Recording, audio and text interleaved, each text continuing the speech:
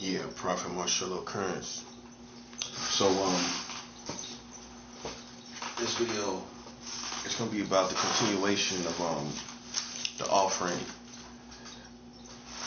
in spiritual warfare, man. And I want to make sure it's understood that this is not a matter of opinion. This is a matter of the scripture, you know. And because, like I said, in America, people stick to certain styles of Christianity. There's certain styles of Christianity they go with. You know what I'm saying?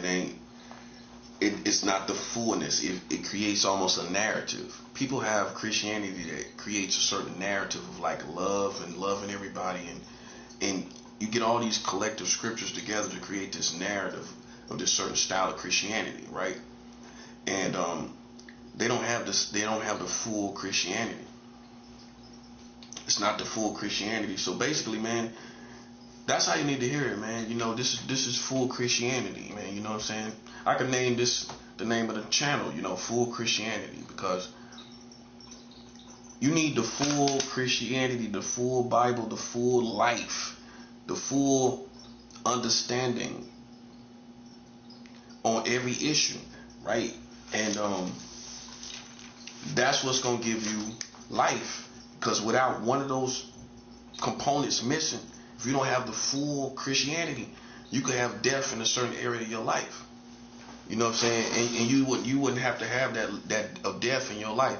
Like, people will make excuses for when they talk about riches and righteous and money, but the truth is, man, if you live in a righteous life, you know you're not gonna be perfect, but if you live in a righteous life and you supporting God's work and you consistently do that as a lifestyle, I know for sure that God will pull you out of poverty. You know what I'm saying? I know that for sure. I know that for sure. It ain't God's will for you to be in poverty, while other Christians will make excuses for why people in poverty. They making excuses because they can't get you out of it. That's 7 hours. They can't get you out of it. They can't get you out of it, right? They can't get you out of it. And so they make excuses and make up whole different narratives because they can't tell you how to get out of it. Because they ain't been taught themselves. They was given American Christianity, you know what I'm saying, and where you're superstitious, like, well, if God want to do it, he'll do it. That's not even biblical. None of this stuff that people think is biblical, man. It's not biblical. If God want to do it, he'll do it. He does things based on faith, on your faith. The Bible says without faith it is impossible to please God. What I'm saying is, the foundation is God moves by faith, not just you sitting back saying God gonna do it if he want to do it. That's the context of what I'm talking about. You know what I'm saying? If you look through the Bible, God always moved by faith, right? It never was, you can sit back and God just gonna do these wondrous things. It always requires your faith, and your faith is required with an action. You know what I'm saying? It takes actions, consistent actions, and God will lead you out. I'm just saying, because people make excuses, man, and while we talk about money, you know what I'm saying, the truth is, man, most of us are slaves here in America. And so it's easy to talk about prosperity teaching because all of us are slaves and we haven't been taught to come out of it. So it's easy to make excuses and just be used to the slavery, instead of saying and thinking that's the way God wanted to be, instead of saying, you know what, I'm not there. I'm not where God wants me to be. Let's just be real. You know what I'm saying? My family came up in poverty. My grandmother came up in poverty. You got 3 and 4 or 5 generations of poverty. And then you're gonna sit and you're gonna act like that's God's will. That's not God's will. If you look in the Bible, God was always leading his people to the promised land. What is the promised land of God? If God is all about poverty and all of this, what was the promised land? The promised land in the Bible was all about God's people getting to a land of prosperity. It's just common sense that God wants you to have something in life. That's common sense. If your parents want you to have something in life, how God don't want you to have none in life? Think about it, man. Just take a common sense approach. If your family wants you to have something in life, your own family, why wouldn't God want you to have something in life and see you with something? So beyond a matter of material things, do you think God just wants you struggling? barely eating, barely having stuff. Let's look at it that way. It's more than one way to look at it. Do you think God just wants you struggling and everything like that? Think about it, man. That's all you got. Some people are so smart they become stupid. You ever heard that? Man, just come back to the basics, man. God wants you to have what you need. That's common sense. Okay, so it takes consistent time to come out of this, because you coming out of bondage of slavery from generations and generations of it. It's gonna take it takes years, even decades, sometime to come out of this. That's what you got to understand. So you're not gonna come out. I'm talking about really coming out of it. You might not come out of that in a matter of a couple years. You know what I'm saying? You might not come out of that, that quick. It may take years, but you got to stay consistent. You know what I'm saying? With your life of giving offerings, and stand in the righteous position, in the pure position, and then God's going to take responsibility for your life. Does that make sense? God will take responsibility for your life. But if you just try to hit and miss and play with it a little bit, nah. And see, that's what half times people do. You know what I'm saying? They play with it a little bit, then okay, you know what I'm saying, you fall off again. It's not going to work like that. You have to stay consistently giving as a lifestyle, and ain't no way in the world somebody can tell me they did that consistently and nothing happened. And nobody can say nothing happened after consistently did. See, you didn't really consistently do it. Think about it. It's going to take consistency. You talking about generations of bondage. You talking about real spiritual bondage where spirits are in slavery. You're trying to literally come out of that in America. You ain't going to do that overnight. You got to dig in and consistently walk this path of offering up offerings, fasting unto God. Not giving to man, giving to God's work. I never give to man. Well, I do give to preachers because I'm on a higher level of understanding where I know if I give into the man of God, I'm going to be blessed. But let's just say you ain't on that level yet, right? Giving to God's work, right? You're going to be blessed. Yes, you are. What you think the word blessed come from? What that means? See, that's all I'm saying, man. Some people stray from common sense, bro. You hear bless, bless, bless all in the Bible. What blessing mean to you? So then it's not a matter of blessings, because you got that concept. It's a matter of how do I get it? Ooh, that's it right there. How do I get it? And how you get it is being consistent. That's common sense. How you gonna give one time and then it happens? See, that's how some people talk to you. You live a consistent lifestyle of giving, and it's gonna form your promised land. It's gonna form what you need. Okay, that's common sense. I can show you in the Bible. God made his people wealthy. The concept of God's people having what they need. How can you not think that God don't want you to have nothing, or that you can't have more than the average person? If everybody else got it, why can't you have it? Then stop making excuses and realize, okay, then I've been listening to the wrong teachers. I didn't listen to teachers that showed me consistently. If I live this life, I'm not telling you it's gonna happen overnight. It may take years, but I guarantee you, if you stay consistent, you ain't no way in the world you're gonna tell me you walked away with nothing from God. It's no way in the world you're gonna tell me that. That's all I'm saying while we talking prosperity. You know what I'm saying? Ain't no way in the world you're gonna be consistent. Anybody be consistent with God in living a righteous life and giving offerings to God's work, his true work, right? Not ministries that you can't give to any ministry. You got to give where the work is, right? Where they helping the homeless people, they feeding people. That's why I love to give to. I love to give where they helping and feeding people.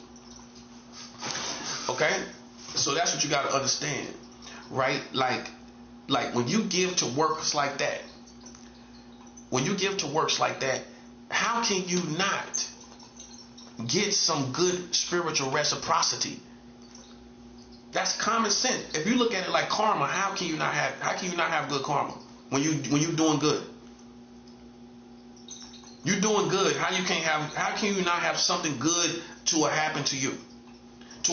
How can not good awaken in your life and good things awaken in your life if you're doing good things? If you set it up like that, how can not something good come back to you? It's a system. That's what I'm saying. You got to learn to work the system. God has a system. And if you learn to work the system, listen, man, you ain't going to make no excuses. Ain't going to be no excuses. You just got to learn to work the system. And stop acting like it's not. It's a system. God has a system as well. You just got to learn how to work it. You just got to learn how to work it. Okay? And so it's easier to make excuses. It's easier to say, oh, well, I don't believe in that prosperity, because you 3 and 4 and 5 generations into slavery. Okay, it's easy to say that. But it's harder to say, you know what? I see what the Bible says. I'm just not there yet. I know God want me blessed. That's a common sense approach to any parent or any father over a child, that they want you to have things in life. I understand that concept. I just don't know why I don't have it yet. And let's stop making excuses, okay, to fit your narrative for why you don't got it. And that's the truth. And the truth is, you did not become servants of God while you was on earth. That's what happened to you. Because if you would have been a servant of God, you would have went and looked into the Bible, and you would have seen other servants of God like you, and you would have seen them giving offerings over and over again. So then you just fell into a category of new Christianity in America, where no one feels the need to live as a servant of God, a real servant of God. And they put off the whole concept of giving offerings. But it's right there in the Bible with the servants of God. So you just chose a certain different type of Christianity from America. That's what it is. Admit it. That's all it is. That's why I say I'm not an American Christian. I'm a Middle Eastern Christian. Because Christianity comes from the Middle East. It don't come from America. Christianity don't come from white people. Christianity comes from the Middle East. People say white man religion. White man religion? How's a white man religion in this in the Middle East? All the geographics of the Bible is Middle Eastern. The Garden of Eden is in modern day Iraq. That's what America not teaching you. That's what American Christians are not teaching you. Where was the Garden of Eden? The Garden of Eden was in modern day Iraq. Oh, you didn't know that, did you? Go look it up. Go look it up. Go look it up.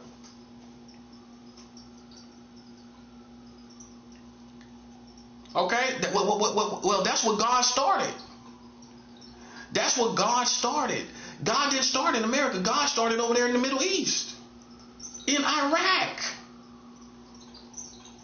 So I have Middle Eastern Christianity. I don't have American Christianity, and I don't think like they do. I look at things in terms of the promised land. You can create your own promised land, but you got to work it like a plan.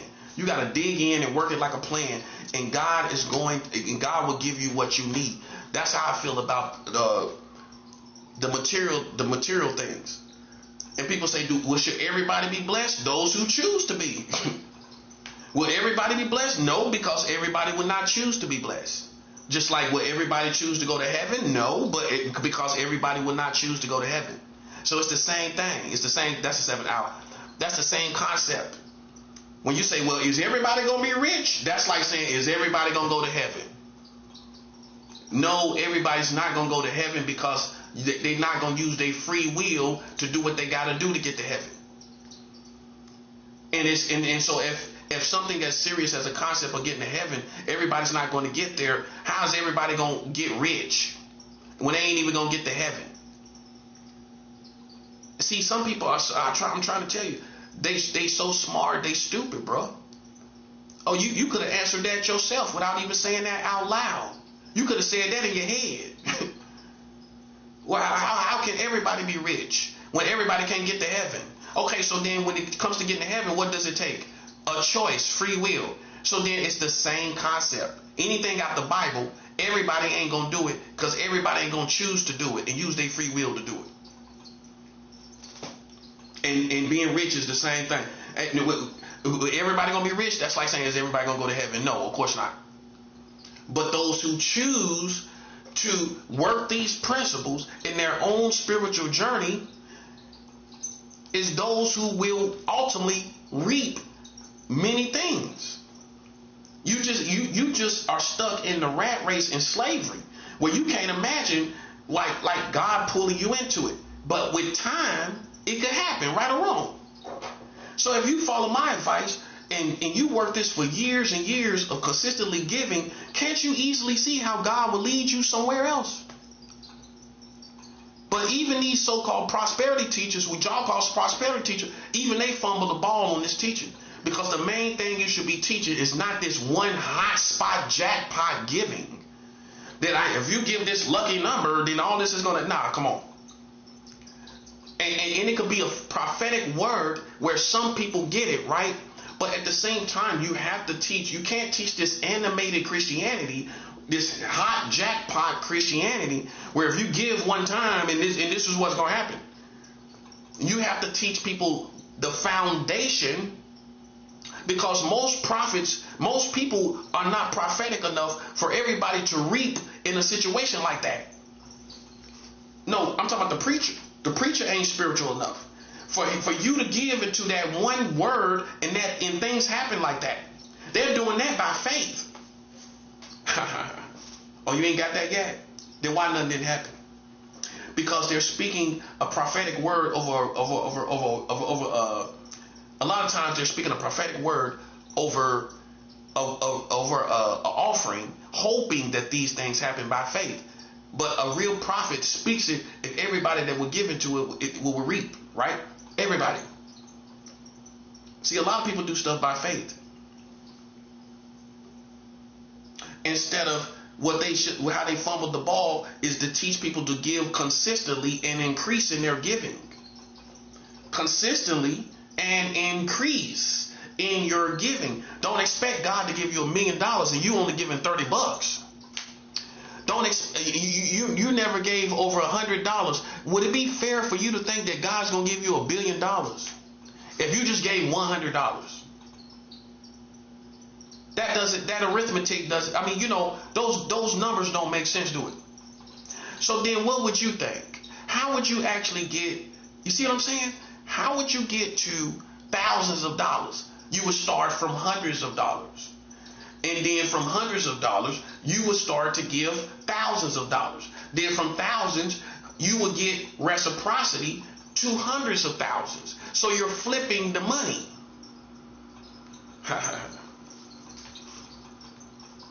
You're flipping it. See, I can show you how to do it.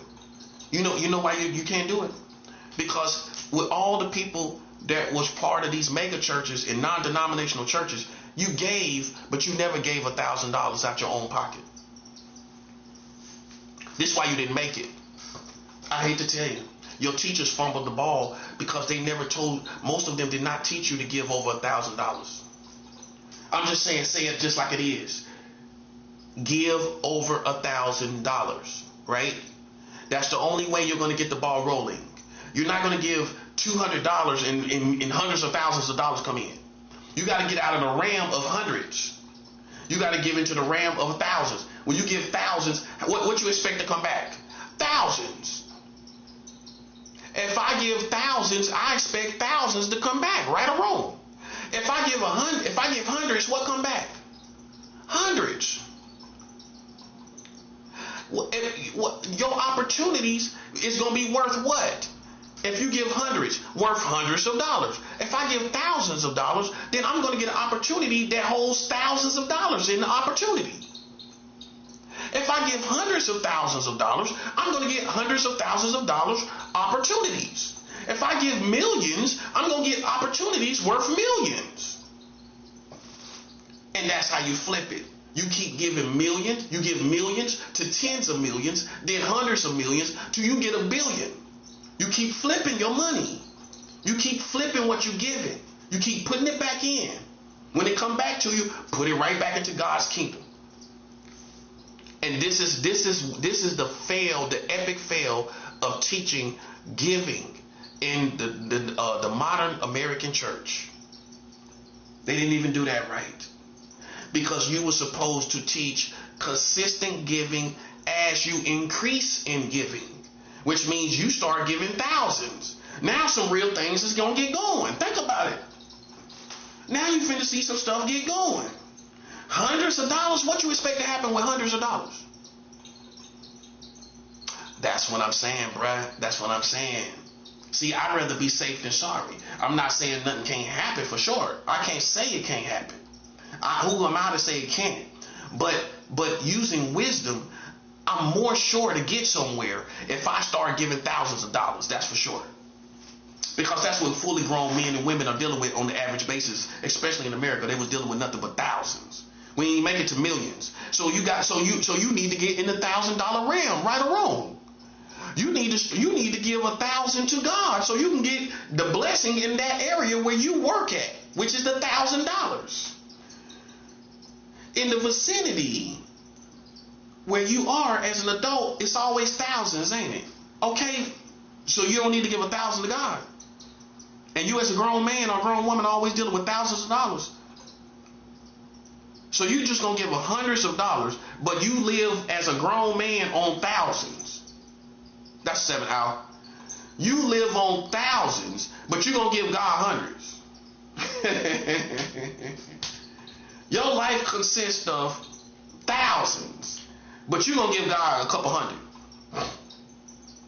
So how can the blessing get into the realm where you at? Boy, that's good right there. That's good. See, that's the reason why. That's the reason why. All these people that were doing the right thing, you didn't get nothing. You know why you didn't get nothing? Because your teachers did not teach you to increase in your giving. Not just give. Increase to thousands. Okay? I've given $1,000 of my own money. I worked for it. I went out here and worked for it. I ain't telling you something I ain't done myself. No, I ain't talking about EBT. That's why God is graced me to do what I'm doing right now, because I done gave my own money out my pocket that I worked for it. With my own sweat. I done this with my own money. Not somebody else's money. Mine. That's why right now I can do it like this, and God graced me to do it like this. No, you think it's a game. Listen, I'm just trying to get somewhere, buddy. I'm not trying to use nobody. I'm just trying to get somewhere. That's why God will have people that bless me right now. Why you tripping? Right? Because God knows my track record for why I gave $1,000 when I was making only $7 an hour. You do the math on that. Keep in mind, I'm buying little stuff for myself along the way too. $1,000 off of $7 an hour, working at a job as a janitor. I put $1,000 before the kingdom of God, my first $1,000, when I was only 25 years old. Only 25, I put my first $1,000 into God's kingdom. In my prime, I put $1,000 in God's kingdom, buddy. Okay? And I work for that money. You understand? So you see where I'm at with mine. I'm trying to show you what to do. I didn't have to have nobody. It was common sense to me that I got to increase in my giving. Thank God I thought about it. Thank God the Lord revealed it to me. Because I didn't really have no teacher to really teach me to increase in giving. I can count on one hand how many teachers have talked about giving over $1,000. You ain't gonna get nowhere just giving hundreds, a $10 bill. Okay, what that's gonna do? $10 in the collection plate. What you expect to actually happen? Oh, you don't expect nothing. You don't expect nothing. Well, did God's people expect something? When God promised, he made promises, right? Okay, so when someone made promises, you don't supposed to expect nothing.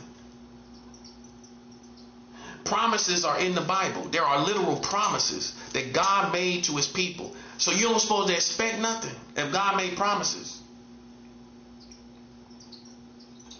Oh, I just do it out of my heart. I just do it from a good heart. But God made promises to his people, didn't he? Okay, so when they heard those promises that God literally spoke, right? You don't think they held on to that and expected something to happen? That's what the whole point was. That was the whole point. The promise is to expect God to do something. The word of God doing something, and for you to expect it. See, this is why I tell you I am not an American Christian. Okay, I'm not. No. Not by philosophy or worldviews. Now you could say not even by principle. Not even by principle, because they're not doing the principles that I do. Not on the level that I do it. See, I just cut straight to the chase as a teacher. I'm gonna have you walking away understanding what you got to do. You got to be consistent and increase in your giving into the thousands of dollars, into a ministry that's helping the homeless, that's feeding the people, clothing the people, feeding the people and the children. That's where you give your thousands of dollars to. Okay? That where they giving supplies to the community. How you ain't gonna be blessed? You gotta check who you're giving to now. That goes without saying. You can't just give to some guy over here and he ain't doing nothing. You look for the work of a servant of God giving to the community, preaching the true full word of God and giving to the surrounding community. If you got that going on, you telling me you ain't gonna be blessed if you give $1,000 and that person out here in the streets giving people food and feeding families. You telling me ain't nothing gonna happen? That's just not even come on, man. That's not even good understanding on spirituality, man. Come on. As far as laws, spiritual laws, man, that's not even common sense. It's not even spiritual common sense. You got spiritual common sense that people don't even have spiritual common sense. If I give thousands to a man that's out here in the streets feeding families, and I give him 1,000 to do that work, you don't think something good is going to happen to me? And then I consistently do this. Come on, man. Come on. That's all I'm saying. That's all I'm saying, man. That's all I'm saying. It's that simple. It's not about nobody grabbing money from each other. It's like giving it forward. You know what I'm saying? It's like giving it forward. Paying it forward. That's how people say. That's all we doing with each other. I'm giving to you, you giving to me, I'm giving to somebody else. That's how God's kingdom's supposed to do it. You know what I mean? I'm giving to you, you giving to me, so I'm giving to somebody else myself. While you giving to me, I'm turning around and giving it to somebody else myself. And in this case, it's not robbing Peter to pay Paul. It's none of that going on. It's the money circulating in God's kingdom. Hallelujah. For spiritual reasons and material reasons to reach the communities. You see? And for us to get spiritual reciprocity, blessings. Okay? So see, that's how it works. So now you know. Now you heard it from the horse's mouth. This is how you do it. You know what I mean? That's why I feel sorry for a lot of people that was in non-denominational churches like in the 90s and the early 2000s, because you had the right method, but you just didn't do enough of the right thing. That's the truth. You just gave $200 here, $20 there, $20. That wasn't gonna do nothing. You had to increase in your giving. You never did. That's what happened to you. It's not that God didn't do anything. You had the wrong teachers that did not teach you to increase in your giving. That's common sense. If I give $5,000, you telling me ain't nothing gonna happen? That part. You just been given $20. That's all. That's why you ain't seen it. That's why you don't believe in it. Because you never took a chance to give $5,000. Got tax money, got plenty of opportunities. Tax time is an opportunity, especially if you got no kids. All these people out here working in the church and you ain't got no kids, you ain't got no responsibility, you can just throwing money around and everything. Them type of people. Man, you could have been put $1,000 in God's kingdom and got out your situation and got the ball rolling. You've been giving hundreds of dollars, let's admit it. You've been giving 20s and 30s and 50s. You did not increase in your giving, man. That's what happened to you. That's what happened. Now, the offering is not just for blessings. The offering is also, which we're about to discuss, is giving for spiritual warfare. Now, that's the next level. Okay, yeah, most of the church that's listen to giving in America, you got that down packed. But now I got to make you a believer in giving the offering for spiritual warfare reasons. And that alone. I'm not talking about, oh, I'm going to give and I'm going to assign an assignment to the offering. No, we ain't talking about that. We're talking about a specific type of offering that's designated just for warfare. You don't believe that, do you? I said a certain type of offering designated for warfare. Here's a little more for you. In physical wars, an offering designated for warfare in physical wars with physical people, because now we're in a season of witchcraft, bad politics, people out here yapping and talking and don't know what they're doing, playing with the world, playing with the community. Now we have physical enemies that we need subdued. We need them subdued. And $20 ain't gonna do it.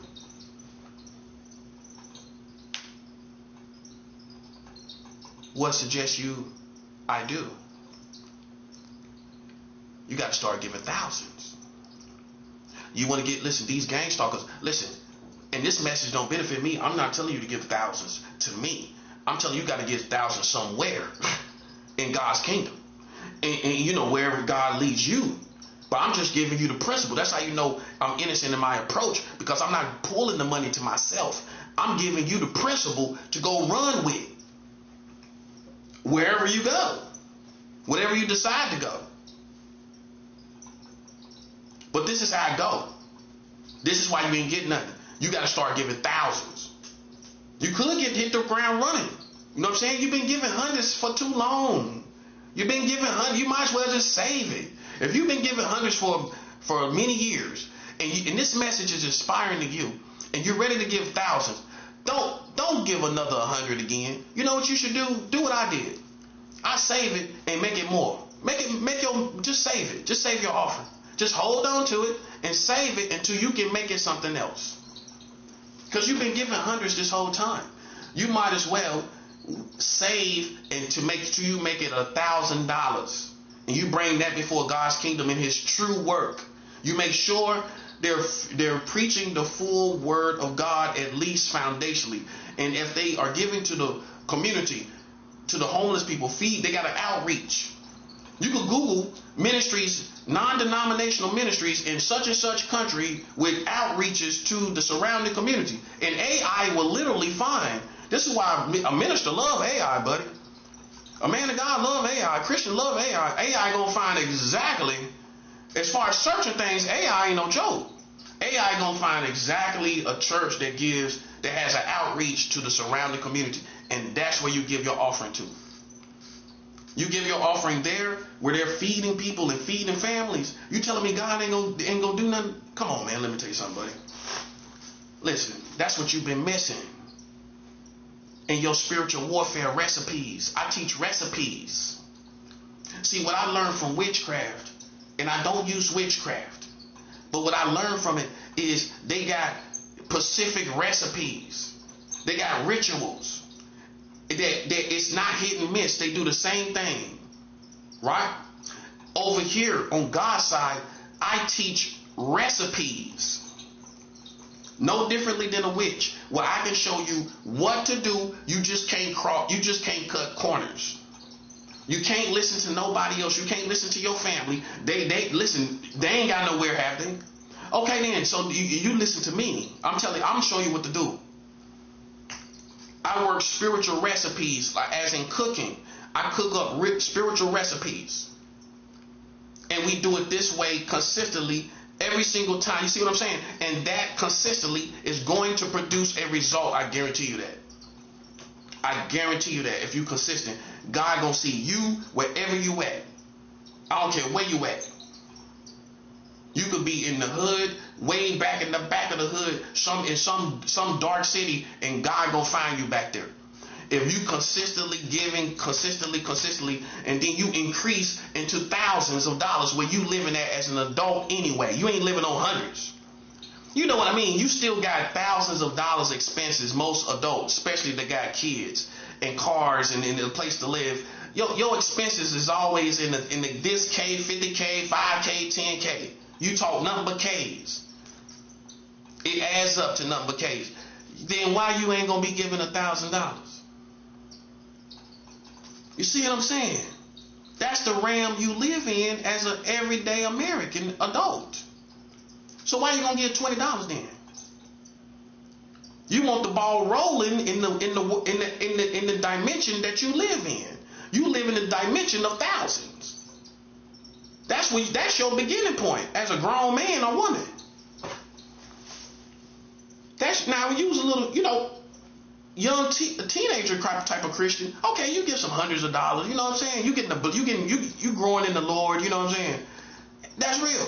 But then when you become a grown man getting tax money back, or a grown woman getting tax money, now you shelling off thousands.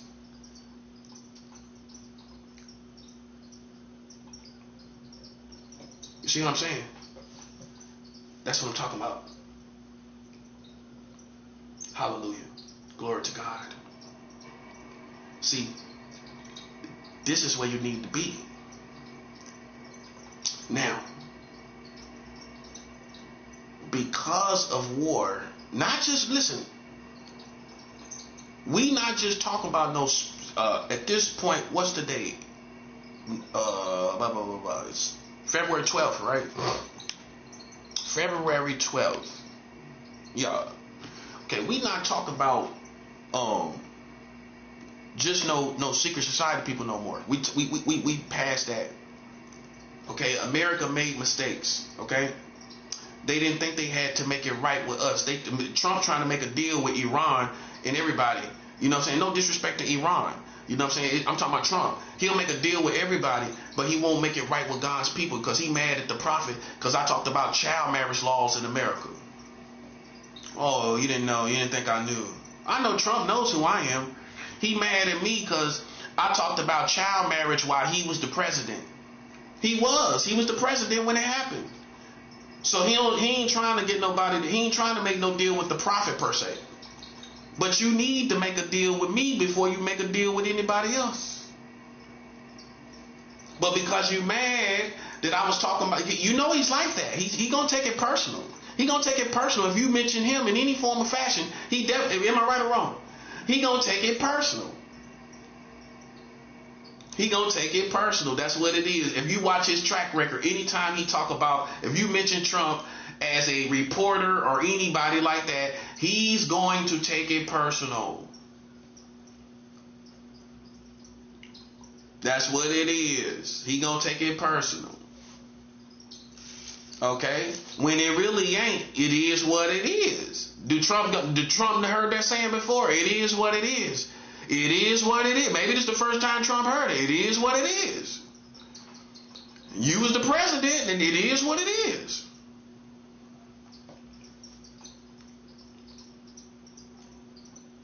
I wonder how he'll respond to that. It is what it is. You was the president. He just sit there, won't he? He just sit there like he's about to listen to something else, ain't he? You know how he got that look on his face like he's waiting to listen to hear something else? It is what it is.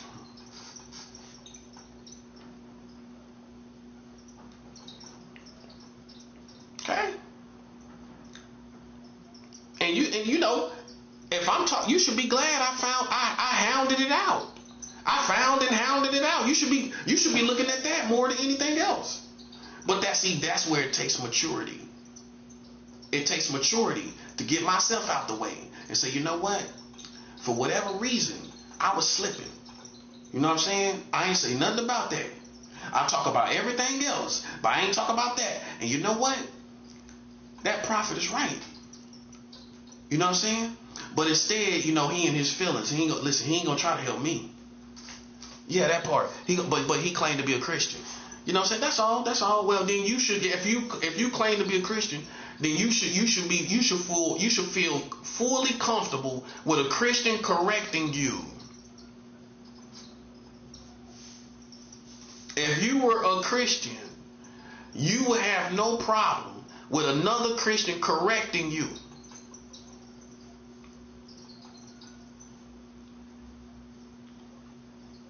The Bible makes it clear, and I'm paraphrasing. A wise man would love you when you correct him. When you correct him, he gonna love you. But a fool will despise you when you correct him. Okay? You can look through Proverbs and see that over and over again. You can look through the book of Proverbs and see it over and over again. A wise man will love you when you correct him. A fool will hate you when you correct them. Okay? So that's the reason why Trump is the way he is towards me. But he's aware of all the gang stalking, but you notice he ain't doing nothing about it. You could say he using forces against me. You could say that. Well, I mean, I'm not ruling it out. It's not possible. It's possible. Because I've seen all that I went through last night, man. You know what? It's a war, buddy. Hey, man, listen, man. Let me tell you something. Let me tell you something, man. Let me tell you something.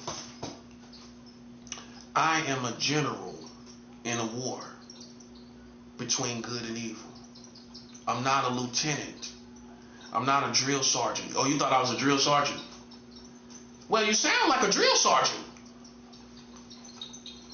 Well, you sound like a drill sergeant. You sound like a natural drill sergeant.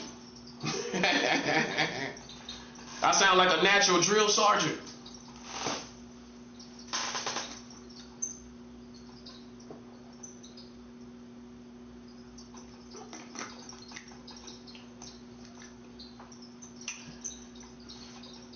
Well, you know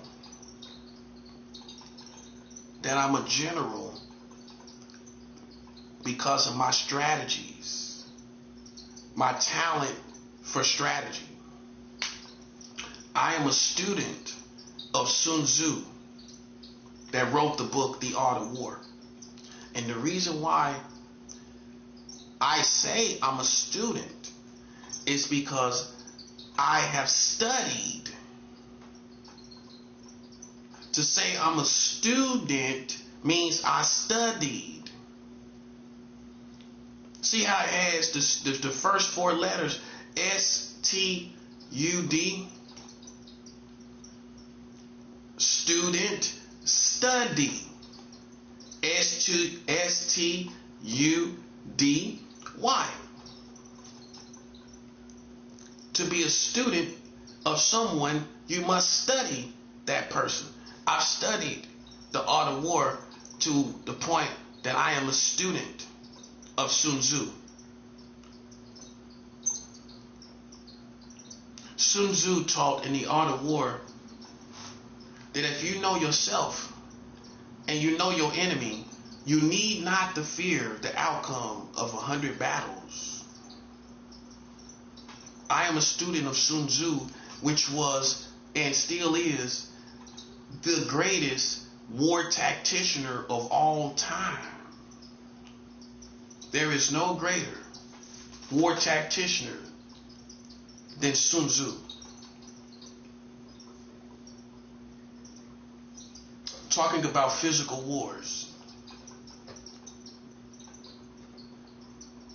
I'm a general.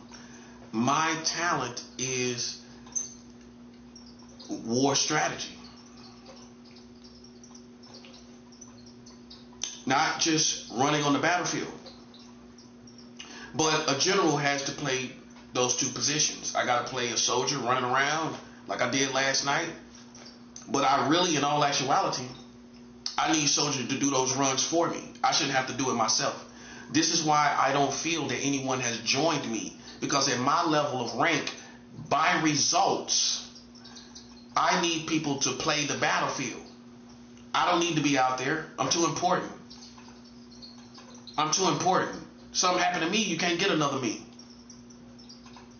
You can't go find another person like me.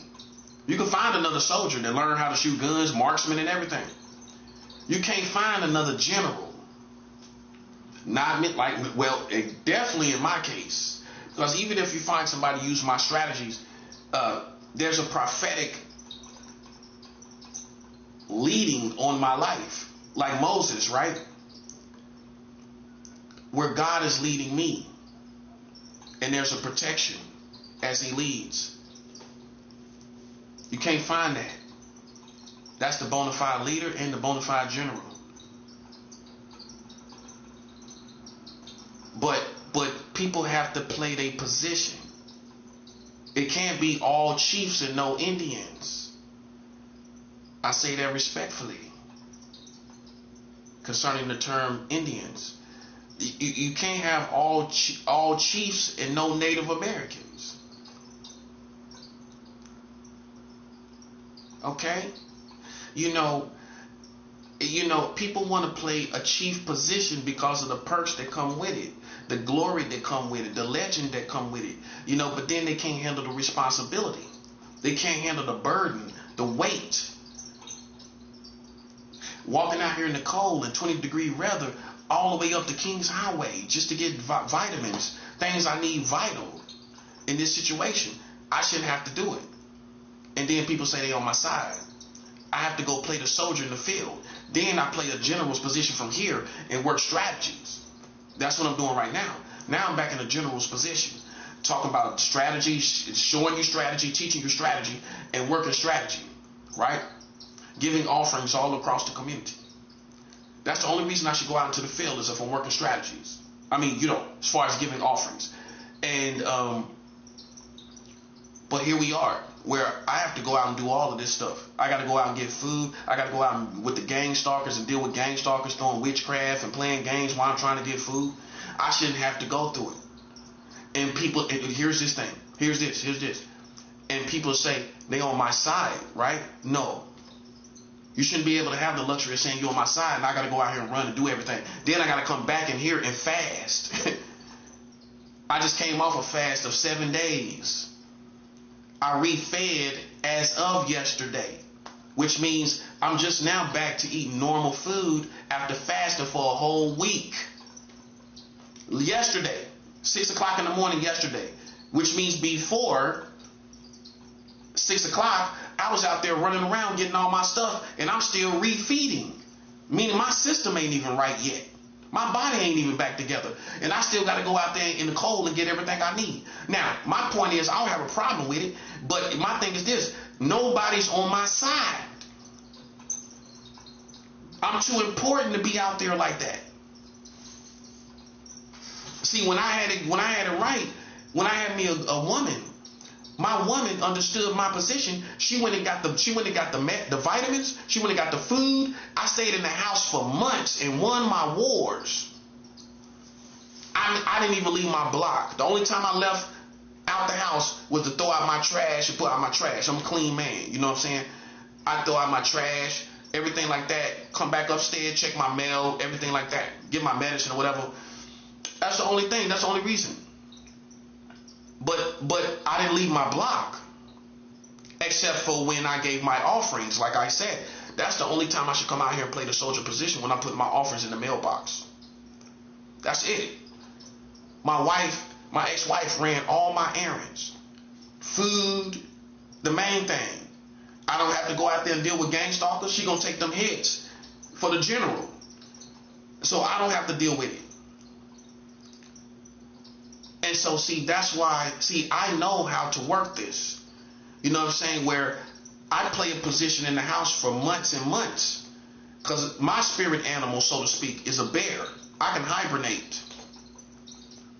While other people think I'm depressed or crazy or whatever, or reclusive or an introvert. I'm not. I'm actually an extrovert. But people would think I'm an introvert and I'm reclusive. I'm a recluse. I'm not. No. I'm in war. That's what I am. And I hibernate through these situations. And spiritual hibernation, where I stay away from the community on purpose and grow spiritually. That's why they be so anxious to attack me when I come out there. And I'm smart enough to know that strategy. They got to try to condition me down to these old politics. But it don't make sense, and that's why I stick out. I mean, if you ain't seen me in weeks and weeks, okay, what you talk about? You ain't seen me in weeks, but literally, you ain't seen me down here on this block in weeks, in days and weeks. Okay, so what could you possibly be talking about me where it makes sense?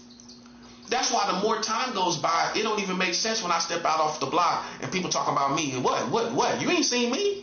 You can't be talking about me, buddy. When the last time you seen me? Okay, so how could I be a relevant problem to you?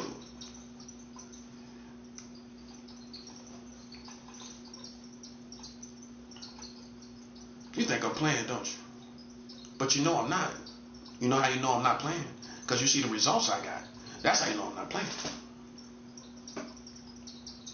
That's how you know I'm not playing, buddy. You know I'm not playing. You know I'm not playing because you see the results, right? Okay.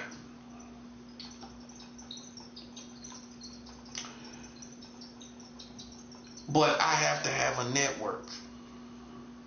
If you call yourself helping me, I already done played it with like that. My other wife, I've had 3 that I consider women that I esteem as my wife, right? I've had 3 that I've been loyal to like that.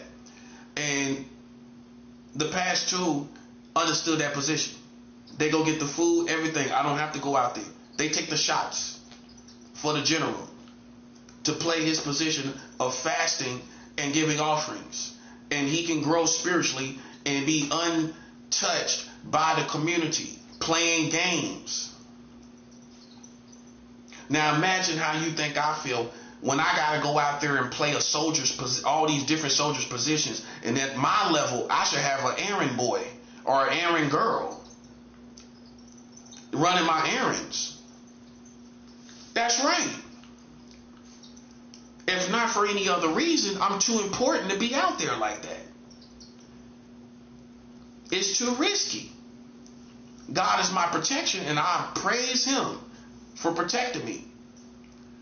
I'm not arrogant where, I ain't scared. Nah, I still need God's protection. If I'm really trying to do something, I mean, people can just die, but if I'm really trying to do something and stay alive, I need God's protection. Okay? So I don't need to be out there, but I am. But God protects me and I praise him for it, right? But you would think that people that think they on my side, they will be running errands, wouldn't they? They ain't doing nothing but sitting back, right? Listen, I despise the person that think they helping me. And you ain't doing nothing. You don't come and help me the way you want to help me. That don't work for me, buddy. I'm a general. You help me the way I tell you to help me. Because that's what I'm going to esteem as real help. I ain't going to esteem as real help how you choose to help me, which is probably for your own glory, for you to get praise, to align yourself with my greatness. But it's no help to me. Not where I need it. I shouldn't have to go way up there to CVS, up there to Kings Highway, in 20 degrees weather, 29 degrees, almost, but a little bit above freezing weather. And I got to go up there way, way, way up there just for magnesium, vitamins. I'm walking way up there for vitamins. Then I got to go get the grocery. I got to give the offering, go get vitamins, then order the grocery, which is 2 runs. I got to dump off a grocery, go back and get more grocery. Now we talking about the work. We talking about real life. because people think this is a cartoon. I got real stuff to do. And if I'm on my own, if I'm in this room and I could just fast, think about this. And he got to fast too. He got to go get the food, go get the vitamins. He got to go out and take all these shots from these ignorant black people out here. That's what it is. He got to take all these shots from ignorant black people yapping and talking. And then he got to come in here and settle back in and fast. That's why I say I'm alone, because literally I am.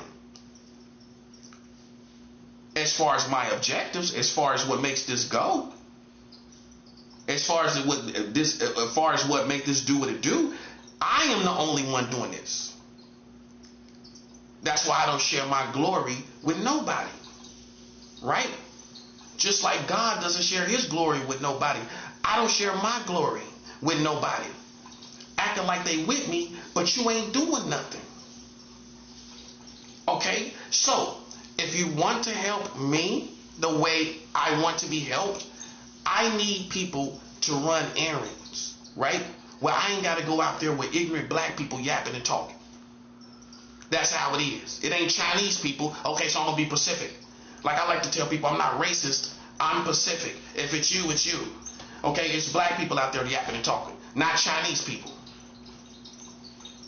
So what you want me to say? It's Americans? It's Americans out there? Well, it's Americans out there talking. Then I sound like Hakeem from Coming to America. Hey, there's some Americans. Hey, there's some Americans.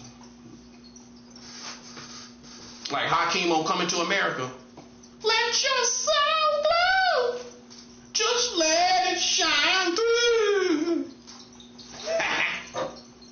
Soul glow, man.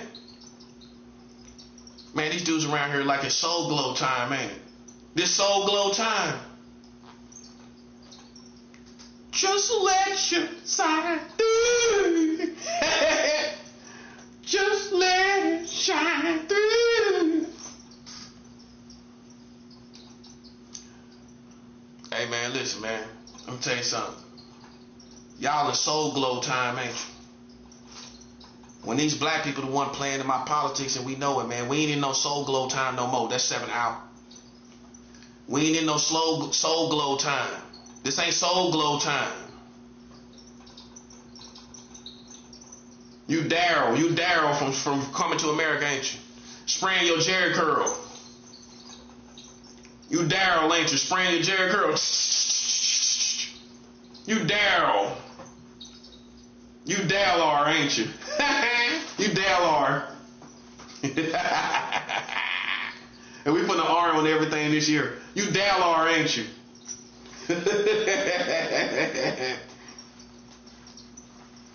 You Dallar, ain't you? Soul glow, Dallar.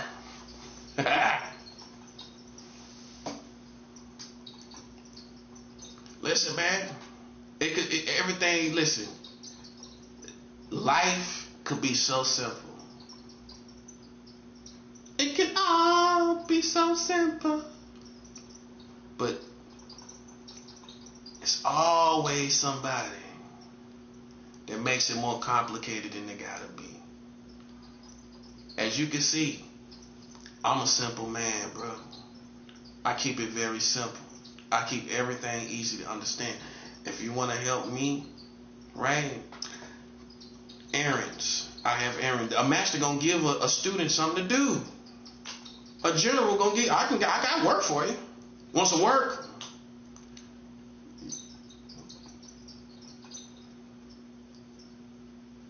A master gonna say, you want to be a student? Okay, I got some work for you. First thing, listen. You don't get the glory first. You get work first. You get work first. Okay, you want to be a student? Okay, I need you to run some errands. I need you to go get vitamins. I need you to go get grocery.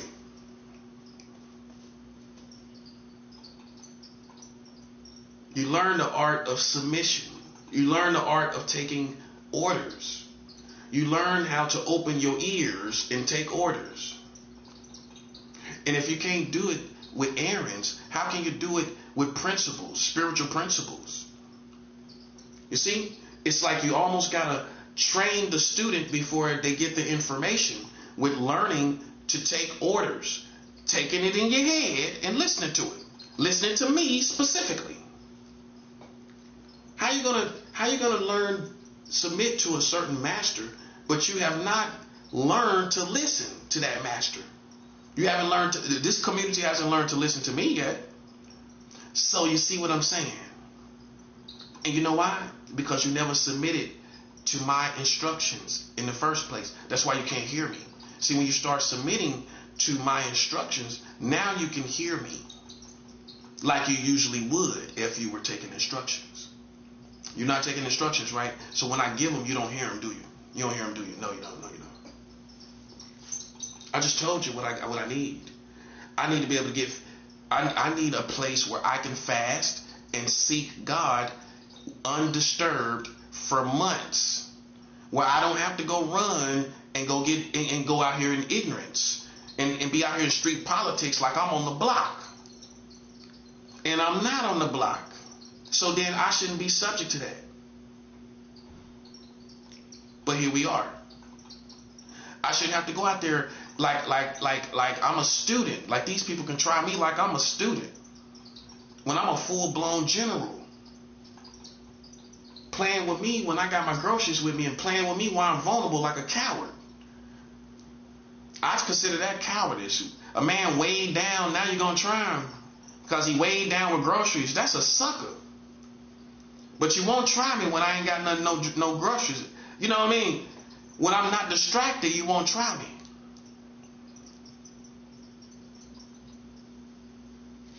See, the problem is, to come over here, you got to go all the way back down there to the beginning, to the entry point. You think you're a general over here, you're not. That's 7 out. You ain't a general on God's side. You might be a general over there. When you come over here, you got work to do. You got to submit. Just like they tell you in the military, you might be whatever you are out there. When you come in here, you got to submit to all the chain of command of leadership. We don't care who you was before you got here. You leave that at the door. It don't mean nothing. It doesn't mean nothing anymore. You submit to leadership. That's how it goes. You do not disrespect leadership. Your country has disrespected God's leadership. Oh, I know you thought you was a Christian too, didn't you? Yeah, I know. That part. Didn't know nothing about child marriage in the country, but you're a Christian. Well, how come you ain't hear from God? How come God didn't tell you? But he told the prophet, but he didn't tell you. Well, what that tell you about yourself?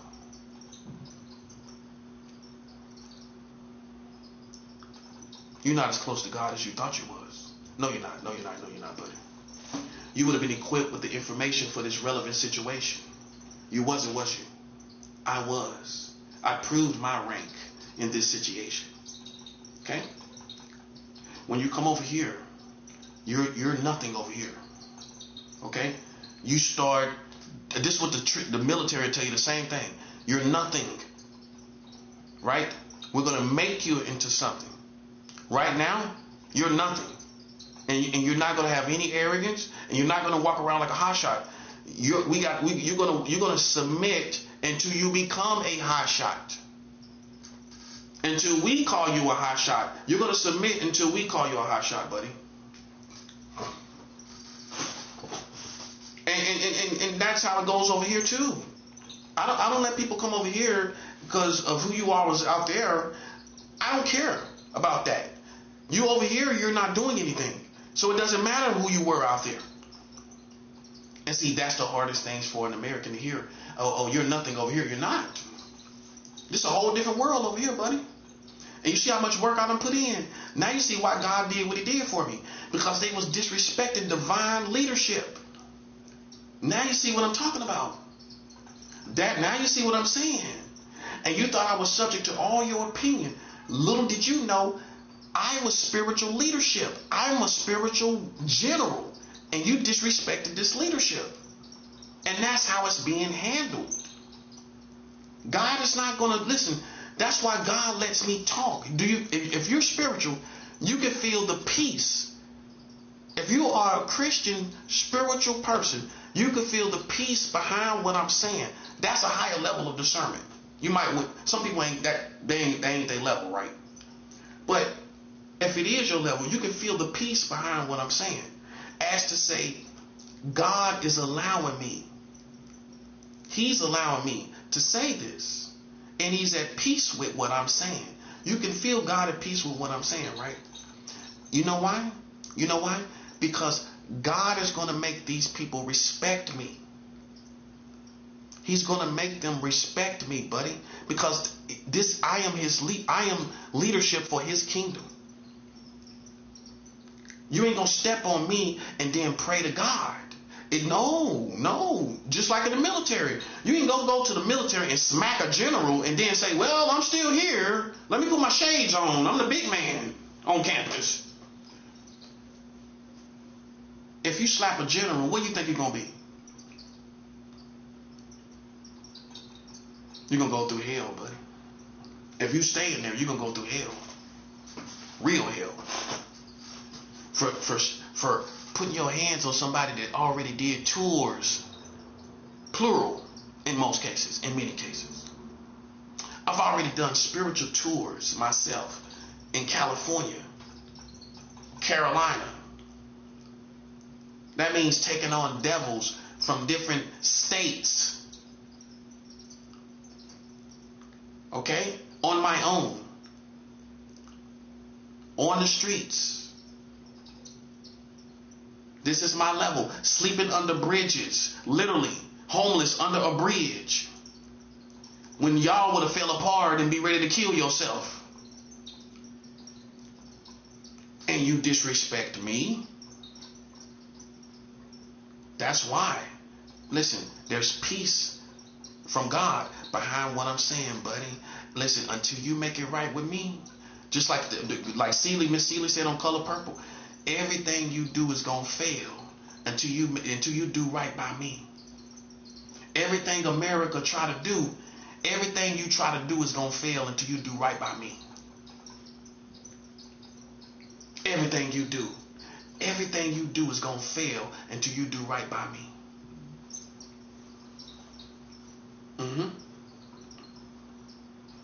That's what Miss Seeley said on The Color Purple. Until you do right by me, everything you do is going to fail. Everything America going to do is going to fail until they do right by me. And that's how God works. His system, his economy. It's not, listen, his food chain. Listen, God is at the top of the food chain and his leadership is under him, right? We at the top of the food chain. Ain't no way in the world you're going to play with the top of the food chain and not get devoured, buddy. We don't care who you are over there. That's what I'm trying to show you. It don't matter over here. It's like coming to the military talking about who you are out there. No one cares. You got 1 million people better than you in here at whatever you was out there. Scratch that altogether. Because you're shooting to be like them, which was better than you out there.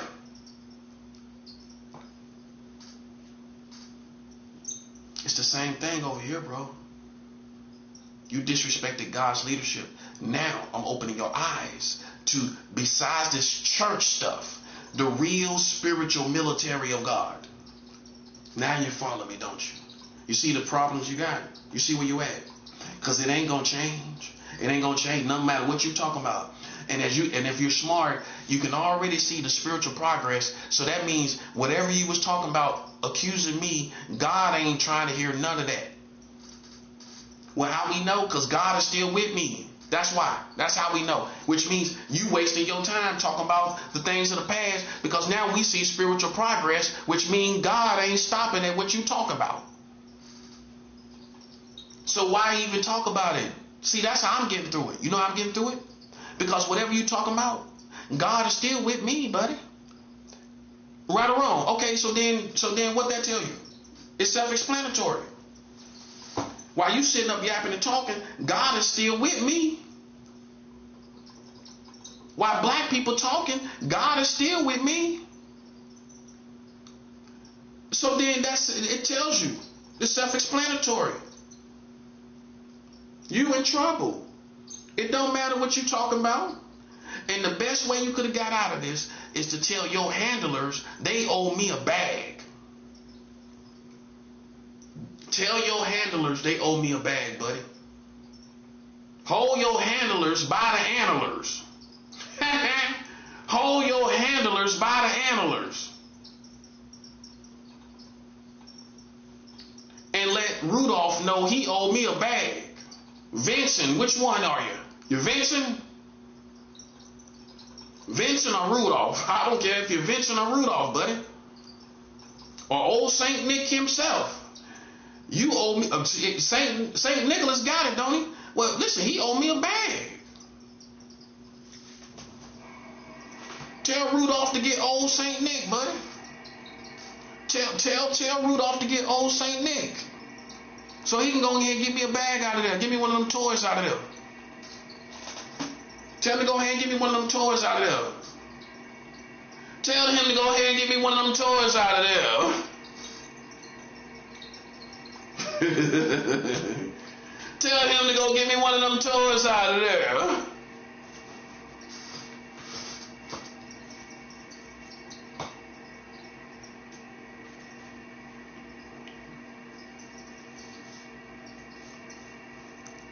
Listen, man, we ain't trying to hear that small talk no more.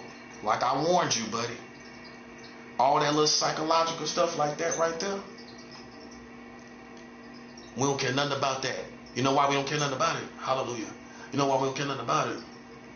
Because God is with me. That's why, which means he's made up his mind to be with me. No matter what you talking about. And how we know that is because we can see the spiritual results. So a smart person realizes no matter what we talk about, God is with this person. Boy, that's it, buddy. You see what I'm talking about? No matter what you talk about, buddy. This is how I make it myself. Because no matter what you talking about, buddy, no matter what games you played last night or early this morning, listen, buddy, listen, God is with me, and we know that for sure. We don't know what you talking about for sure. You know what people starting to realize for sure? God is with me, buddy. He ain't with all of us. You tripping. You smoking crack. You smoking yayo. You smoking yayo. You smoking yayo, ain't you? You smoking yayo. You smoking yay, ain't you? We used to shorten it in North Carolina. Yay. You smoking that yay, ain't you? You smoking yayo. Yeah, I got a little yay. You got a little yay, don't you? You got a little yay on you, don't you? You smoking that yayo. You must be smoking yayo. We don't care about what you talking about. Won't you tell these disgruntled, butthurt black people, we don't care what you're talking about. This is spiritual leadership manifested. And if you don't get a bag, buddy, listen, I don't know what you're going to do in this situation. Because I'm a real master. And I sense that you're not. I sense that you're a roach. I sense that you shouldn't even be here.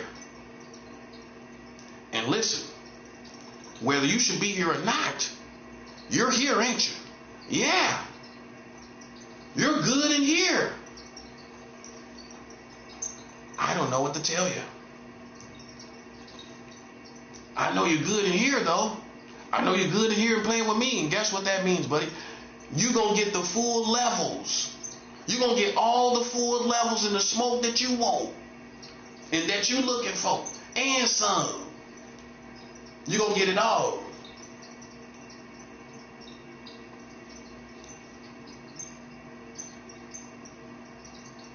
You're going to get it all.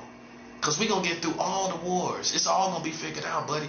See, psychological mind games don't work with the general, buddy. No. Because guess what? God going to still be here. God going to still be right here, buddy. And see, on these new levels of spirituality, people going to start dropping dead. I'm telling you, they ain't going to know how they died. And I'm not making up something. They going to die one way or the other. If it ain't literally dropping dead, people going to start dying, buddy. I done seen it happen. People playing with me in the building, and they died mysteriously and end up on the news in the same building I live in. And I know they was working witchcraft. Of course they was. We know these situations. You see the same. You see the pattern. It's here. The same thing was going on in another building, and the people dropped dead. 2 key players dropped dead. Be careful, man. Because this is the real spiritual war over here. It's real spiritual war. You could drop dead playing with me. That's my level. My level is you can drop dead.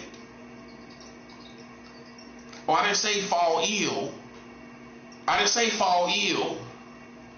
Well, he said I might fall ill. I might fall ill.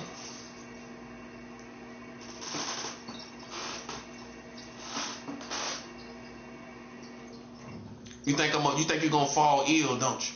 You're gonna do more than fall ill, buddy, playing with me. It's not a game. Okay?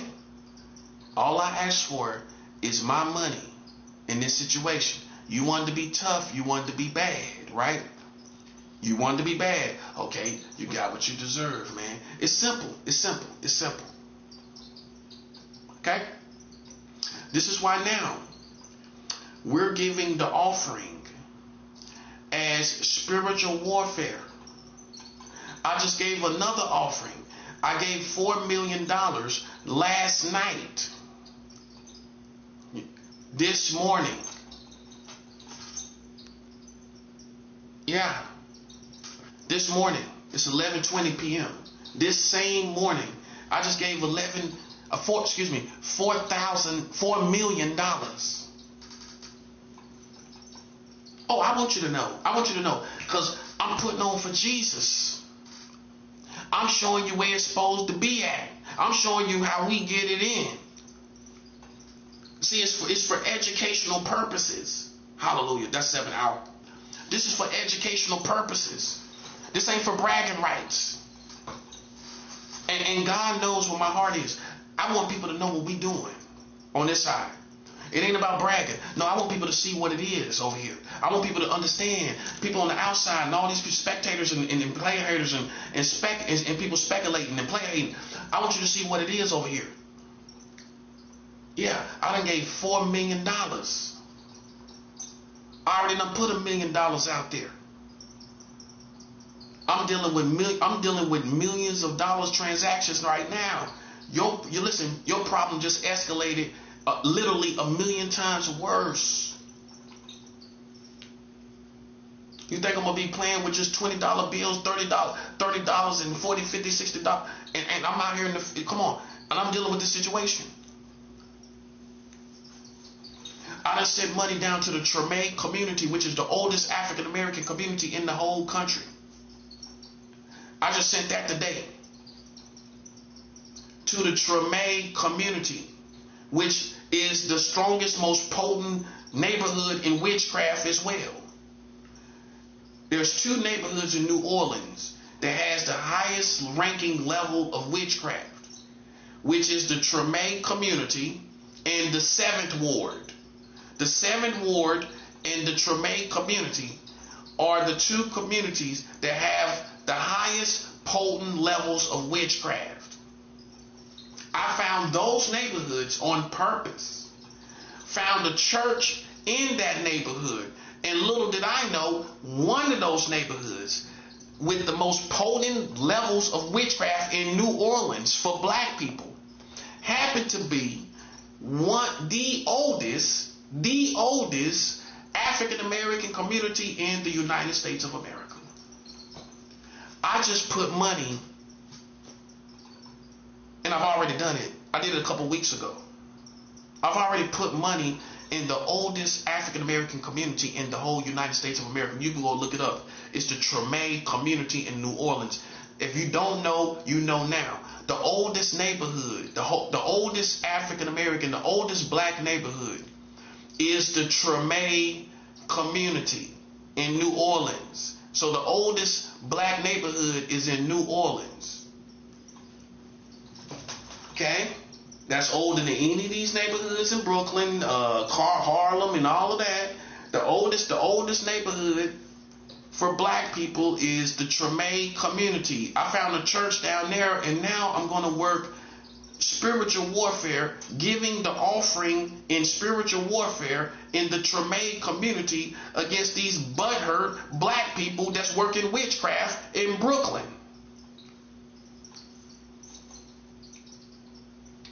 Think it's a game, don't you? I know what I'm doing, buddy. Do you know what you're doing? I don't think you really do. I call you bluff. I call you bluff, buddy. I think you done bit off more than you can chew, buddy. I think you done bit off more than you can chew. And everybody forcing you to chew it and swallow it. You done bit off more than you could chew. You thought I was a little punk, didn't you? How you feel about that now? How you feel about that now? You thought I was a little punk, didn't you? How you feel? How you feel? How you feel? How you feel?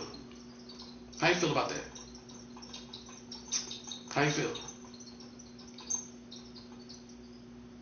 Brooklyn don't put no fear in a man's heart like me, buddy.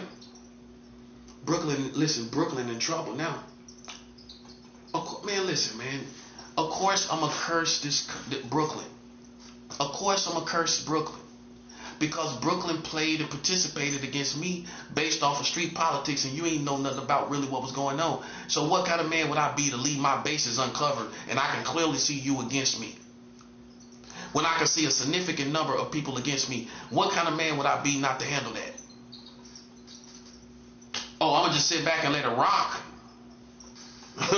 Like a street dude would say, well, let it rock. Man, just let that rock. Man, just let that rock. Man, just let that rock. Man, just let that rock.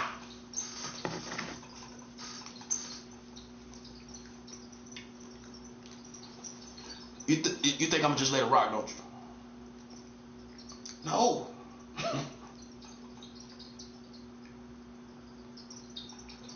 I took care of Brooklyn too. Well, why not? Well, I mean, until I get what I need.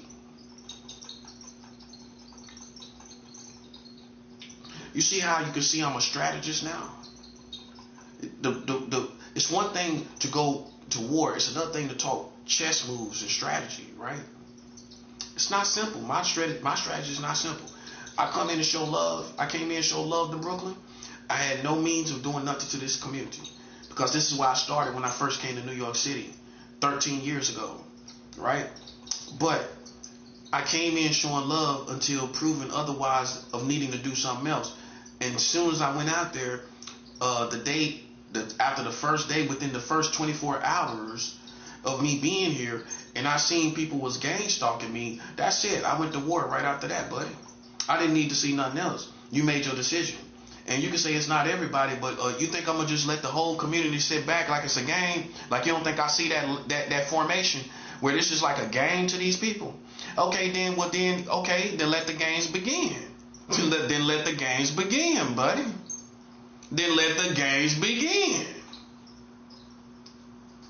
Then let the games begin.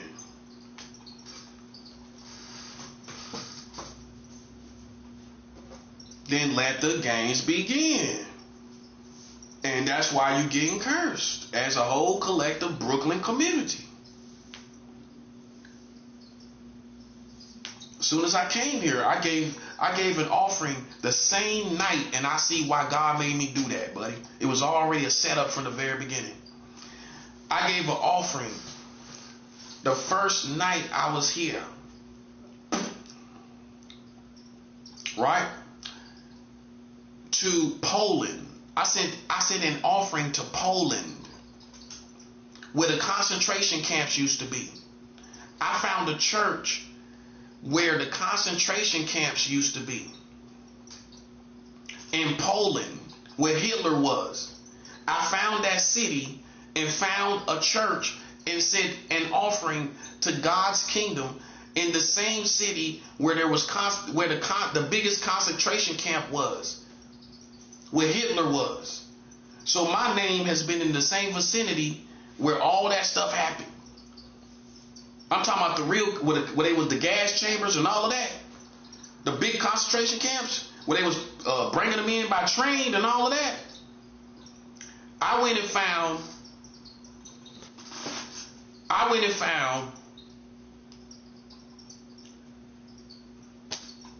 a church in that city and put on for Jesus there and worship Jesus with that offering. Worship God with that offering. Praise and worship Jesus and God with that offering. Praise to the Holy Ghost. Okay? And so that's how I started when I got here to Brooklyn.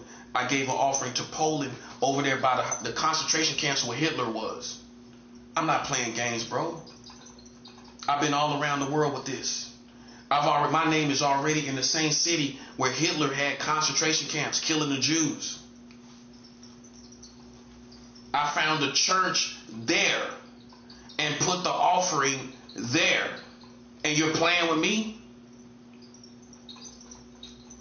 I'm the same person that listen, you ain't gonna find no black man doing this. I'm trying to show you. You ain't gonna find no black man doing what I'm doing. I done sent an offering to Germany also, in the same city of Adam Weishaupt. The leader for the Illuminati is Adam Weishaupt.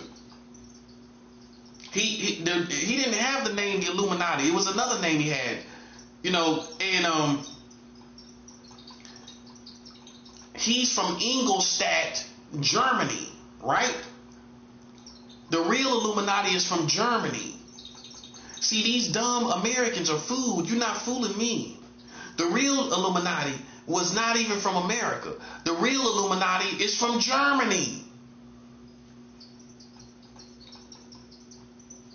You thought that, you listen, buddy, you listen, man, you listen. You thought I was an amateur, didn't you? Tell the truth. Tell the truth here. Tell the truth here. Tell truth here. Tell truth here. Tell truth here.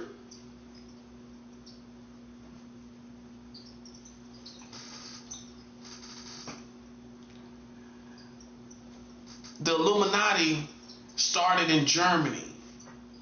I found a church in Germany, in the same city where the leader of the Illuminati was born. He was born in Ingolstadt, Germany. I found a church, a non-denominational church, just in case you're wondering. Was it a Catholic church? You probably think overseas. Nah, I ain't sending no money to no Catholic church. I sent money. I sent money to a church in the same city as the leader of the Illuminati was born in. You didn't know that, did you? I'm further along than you thought, aren't I? Yeah, I'm a lot further along than you thought.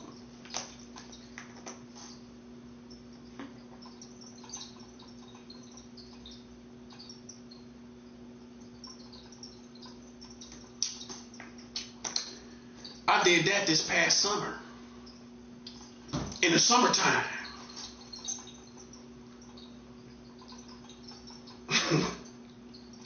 I sent money to the leader of your group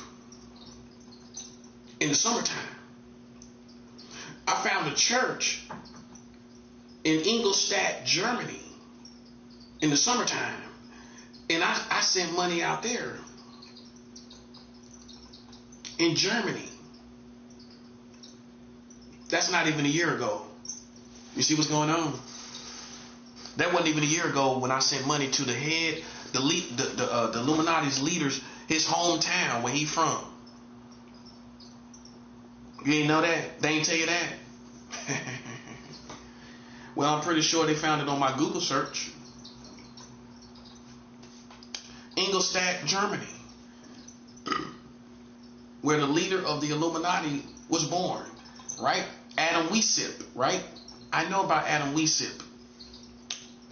I don't know about you. I know about him, but not about you.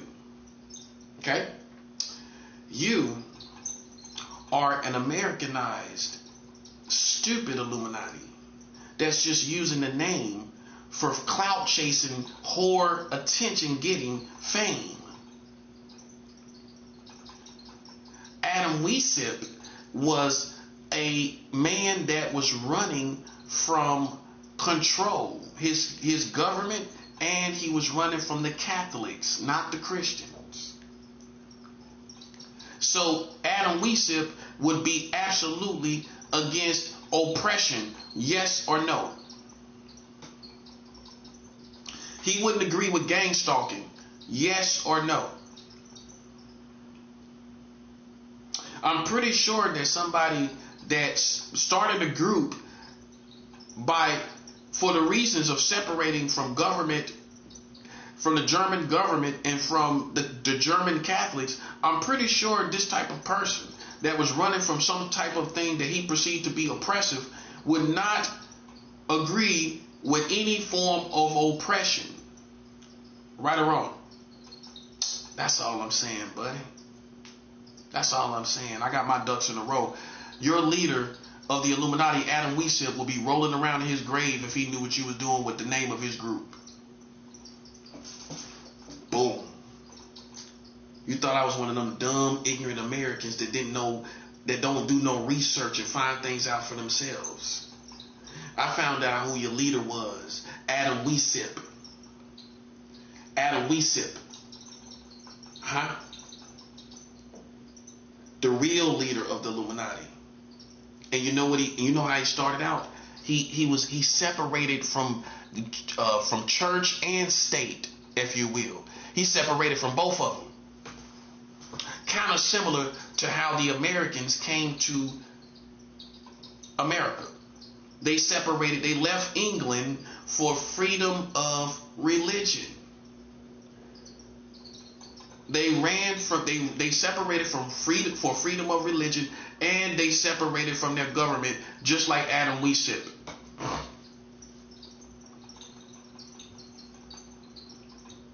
So you can say I'm more of an American spirit than most of these so-called patriots, because I have came out of America. I have come out a second time for reason to separate for my religion, just like the original Americans did. The original Americans separated from England for their religion. What you think I'm doing? So when you look at the nature of American, what you call American, I'm more of that nature than you with separation.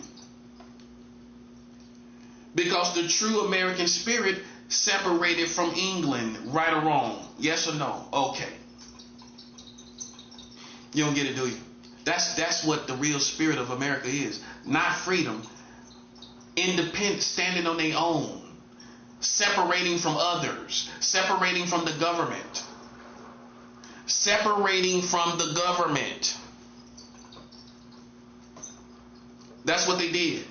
Okay, so if I do the same thing, I'm in the same spirit of the original energy of the Americans, which is to separate from government for my religion. To separate, furthermore, from the Americans for my spirituality. Oh, it was for that reason specifically. And I'm specifically separated from you, specifically, for my spirituality.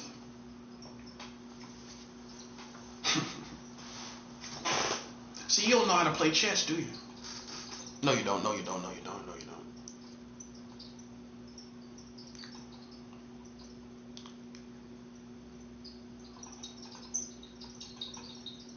How can you say you're American and you contradict, you break the constitutional rights of Americans? You cannot be an American breaking constitutional rights. No, you can't. Because it's what defines an American. We all don't have the same status. We get treated according to our color. So what is the common bond that we at least strive for? We know it's impossible for us to be treated like white people. That's not going to happen in our lifetime. So what do we strive for? We strive for rights. Those rights foundationally being the constitutional rights of American citizens. And if you break what defines us, how can you call yourself American when the Constitution defines us and you breaking constitutional rights through invasion of privacy, illegal surveillance? That's breaking my constitutional rights, but you're American. No, listen, you can't say desperate time, desperate measures. That was not the fine print on the Constitution. Was it the fine print on the Constitution for doing desperate time, desperate measures? You can break the constitutional rights of Americans. So you're just incompetent because the Constitution is upheld while you're doing your job. If you're competent, you can respect constitutional rights and still get your job done.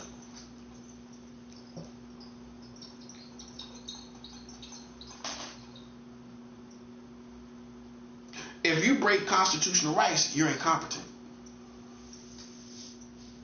Yeah, you're incompetent, buddy. Because you should be able to do your job without breaking constitutional rights. So the forefathers of America would not agree with you breaking constitutional rights, talking about under desperate times, desperate measures, we can do this. Nah. Listen, the forefathers would be rolling around. George Washington would be rolling around in his grave if he knew about gang stalking and illegal surveillance. So don't talk to me about being American, buddy, because I'm more American than you. Have I broke somebody's constitutional rights? No. Okay, so right now I'm more American than you. You break constitutional rights of Americans. You can't be American breaking constitutional rights which defines Americans. You can't have your cake and eat it too, little buddy. Sorry to tell you. You see where I'm at with mine? You see where I'm at with mine, buddy? You see where I'm at with mine? You can't break constitutional rights. We talking about chess. We talking about real legends here. We ain't talking about scrubs. We talking about real masters. You can't break constitutional rights. With gang stalking, with guerrilla warfare, psychological warfare in the community. Talking about you an American. Now we talking about real chess masters. You play checkers. I play chess. You play Uno. I play spades. You got a wild card, don't you? Well, I got a wild card. Well, a wild card, that lame wild that you think you are, you think you wild, don't you? That wild card don't work in spades, buddy. You playing spades with a wild card, buddy. Well, here's a wild card. Well, that's not a book. You ain't getting the book off the wild card, buddy. You playing with these spades. Them spades is killers, buddy. See, spades, the ultimate master learns in spades. To become the true master in spades, you must learn to become the killer. You didn't realize that's what spades was about. It's teaching you to become a killer. Oh, you listen, this is intriguing to you, isn't it? Well, no, listen. I got an epiphany one day. The whole point The true master of spades understands the art of being a killer. Because once you got all the spades, what you about to do? You about to kill everybody. Now, that's the killer, right? Boom. That's 7 out. Who's the killer in spades? The one with all the spades. That's the killer, buddy. Now, just because he got all the spades, he or she got all the spades, don't mean they got the heart of a killer. Because when you first started out playing spades, what happened when you got all the spades? You didn't act like a killer, did you? No, you didn't know what to do with it. By the time you graduate as a master of spades, you drop spades like a killer. You show no mercy. And that's the whole boom and booyah of spades. Is the killer laying down all the spades.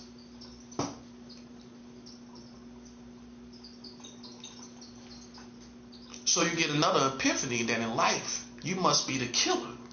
You got all the spades, just clean house. Kill everybody. This is how it's supposed to go. When you got all the spades and spades. When you got all the spades and spades, right? The only thing you wait for is for your partner to get all his books, his or her books. Once they get their books, you kill the whole community. You kill everybody. I say the whole community.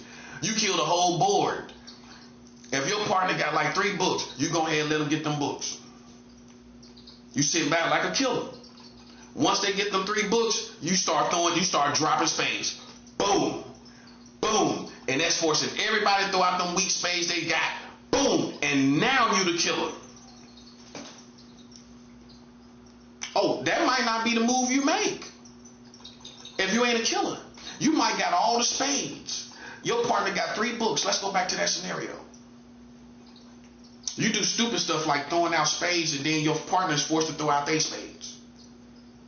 Nah, you let them get their books first. You don't force them to throw out their books.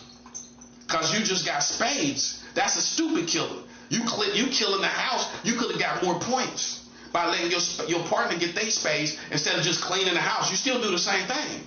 But you get less books which you might renege because you didn't let your partner get their books. Your spades took their books in some cases. Let's just say that they got spades too. You let them get their spades. Once they get their 3 spades out the way, boom, you clean house, buddy. You kill everybody. You pull out, you drop, let's just say you start from 8, 9, 10, jack, king, queen, ace, and you got the big joker if you play with the jokers. Some people don't. With the big and little joker. Okay, let's say you got from 8 to big joker. Once your partner throw out, let's say an ace of heart, let's say an ace of club, and 1 spade, right? Because he know nobody can beat it. They throw that out. After that, you drop 8 of spade, ain't nobody gonna beat it. You drop 9 of spade, 10, jack, queen, king, ace, big joker, little joker. That's the killer. They can't do nothing. All their little spades is gone. All the little stuff they had is gone. Your partner already done got they books and everything like that, and you don't want. That's the killer. Now, some people come out there and juggle their hand and throw a spade here, a spade there, and play around and let people play with them and everything. No, you're supposed to drop, drop, drop, drop, drop, drop. That's what you're supposed to do. And that's the killer. Spades make you a killer if you know how to listen. That's what it's supposed to make out of you. See, if you don't know what the highest summary is of being a spade player is to becoming the killer. Knowing when you got the hand, and listen, buddy, ain't nothing they can do. child marriage laws in the hands of a killer, it's over. You married children in America. You played your hand, talking about what you thought I did when I was a kid, right? Or whenever. I played my hand, and you got child marriage laws in the United States of America. A killer is gonna kill you. You ain't getting out of that. Yeah. Now you're dealing with grown men that play real games. You know what the real games are? Chess. Chess moves. Checkmates that real men respect. You marrying children, you can't get past it. Checkmate. Or if we playing spades, that's ace of spades, buddy. You can't beat that. Go ahead and give me that king. Boom. Throw it on out. You got to. You ain't got nothing else. You got to hand me that king. Boom. I beat it. I beat whatever you was talking about. Or maybe you had a queen of spade, or maybe you had a king. You maybe had a king or a queen. But that's all you got, right? You ain't got no other spades. You're going to have to throw it out. You're going to have to throw it out, buddy. You're going to have to go ahead and throw that out. Go ahead and throw it out. Go ahead and throw out them weak accusations you got on me. Go ahead and throw it out. Go ahead. You already threw it out, right? Okay. Now, boom. You got child marriage in 34 states. Beat that. You can't beat a king. See, that's the killer, buddy. That's 7 out. That's how a killer do you, buddy. That's why I keep harping on it. Because it's the chess move. It's the ace of spade over and over again. And you ain't going to get past it. You can try. But in a man's world, you know you can't outlive this, don't you? I ain't playing no games. You can ride around you can throw images of children, and when you get done with all the Mario World cartoon games you play when we go outside, I'm going to be right here still talking about this ace of spade, you marrying children in the United States of America. You can't beat that, buddy. You can't beat it. Ask any old school black people, can you beat that, buddy? Oh no, no chess master would think you won marrying children. No, we don't think you won over here. No, buddy, you can't be marrying no children. Only them retarded people gonna think y'all doing something. That part, the people think you riding around, what you doing is doing. That ain't nothing to me. Because what I'm gonna do is I'm gonna bring you right back to the information where you marrying children. Yeah, I'm bringing you right back to that, buddy. You coming right back to that, buddy. You coming right back to that, buddy.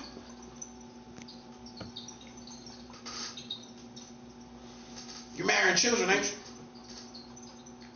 You've been marrying children since 1929. That means all the good times of America, you was marrying children the whole time. That's what a killer do to you, buddy. Yeah. See, a killer is more than just shoot 'em up, buck, bang, buck to the pain, buck to the bang, buck to the power. It's more than buck to the bang, buddy. Oh, yeah. It's more than buck to the bang.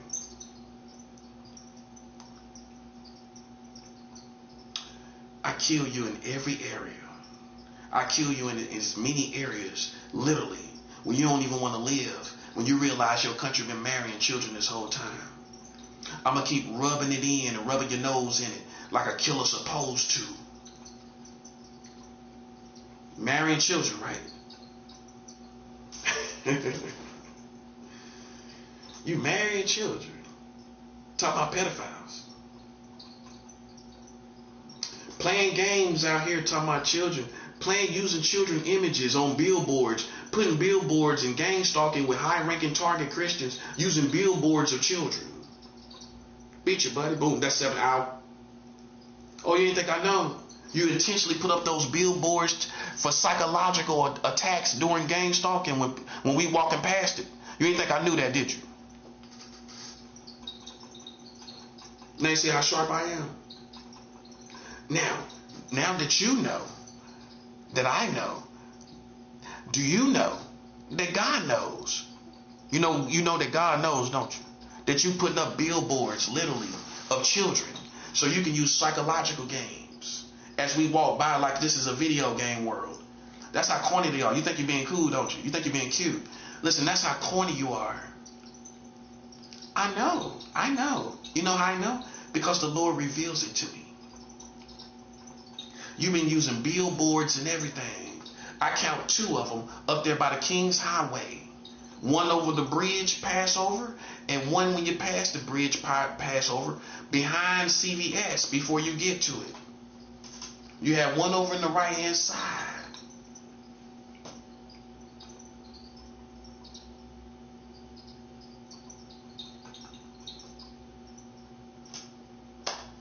Told you, buddy.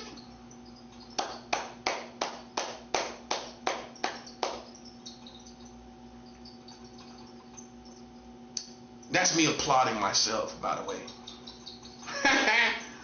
That's me applauding myself.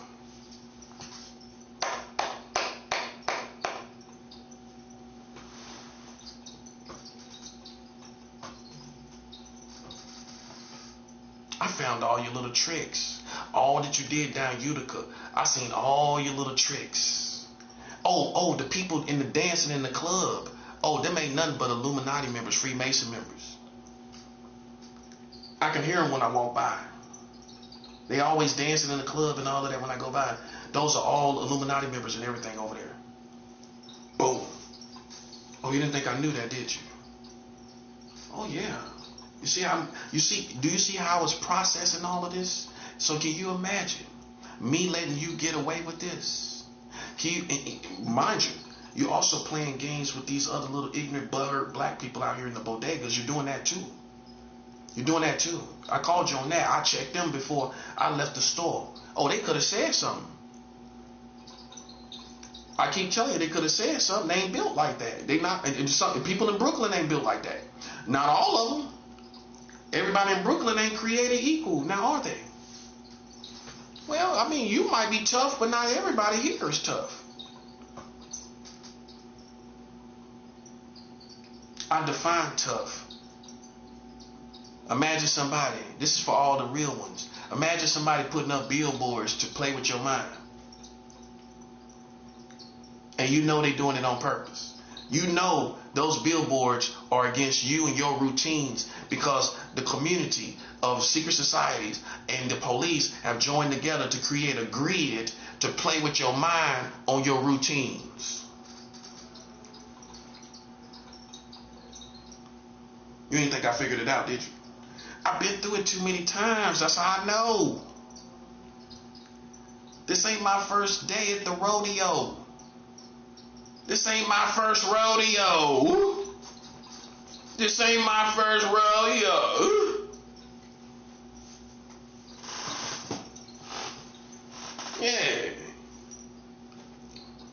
Dude at the Metro PC phone store, man. Hey, tell him to stop talking slick under his breath. He talking about I'm a little gay dude or something he said under his breath. Hey, you better tell little homie, bro. You better tell little homie, man, that I've been 100 no matter how I live my life, buddy. I've been around killers every day. You better tell him.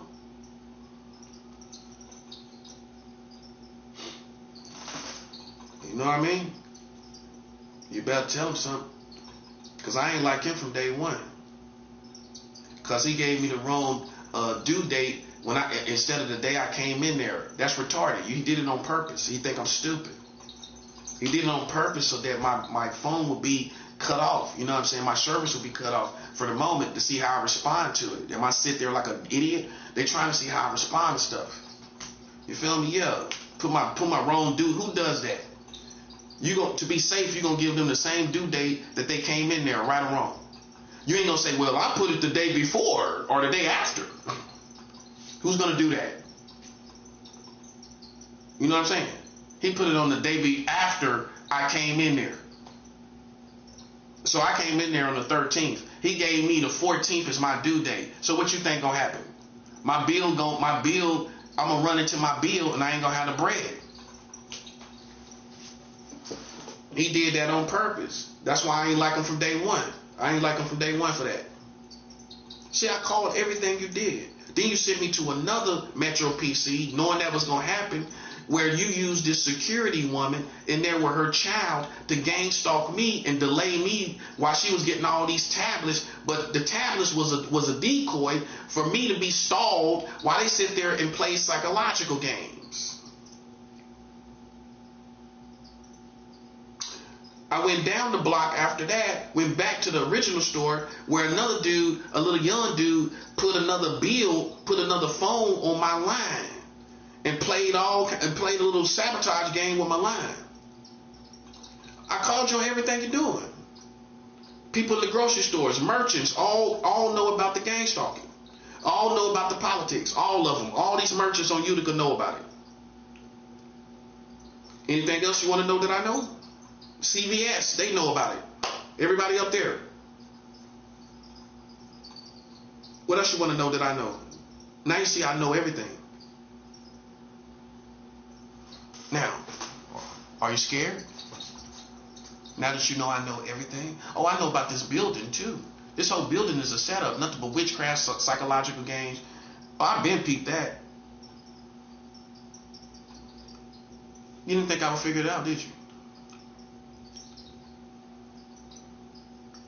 Everybody in this building is part of the games. You didn't think I knew that? Oh, come on, bro. Come on. You should know me better than that.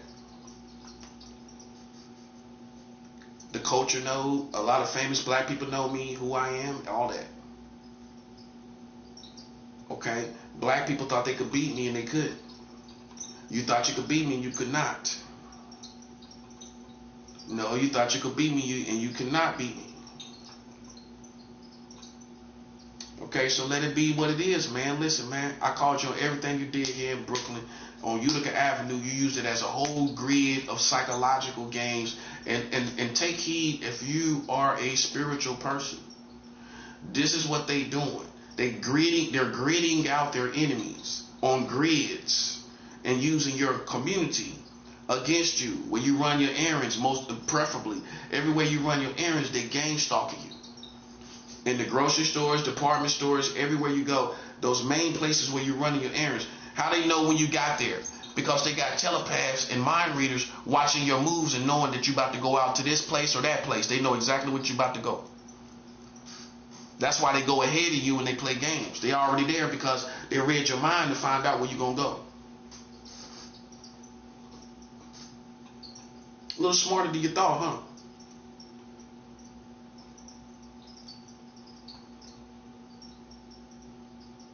And so all they doing is sitting around this room right here.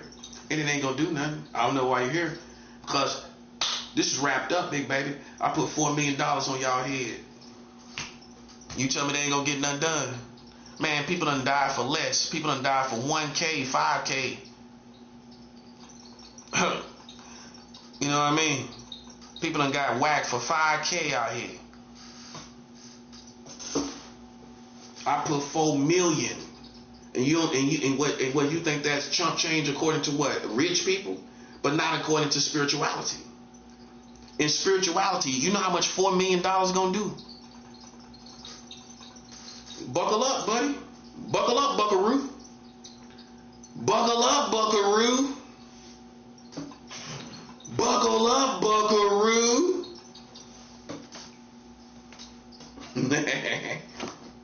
Buckle up, buckaroo.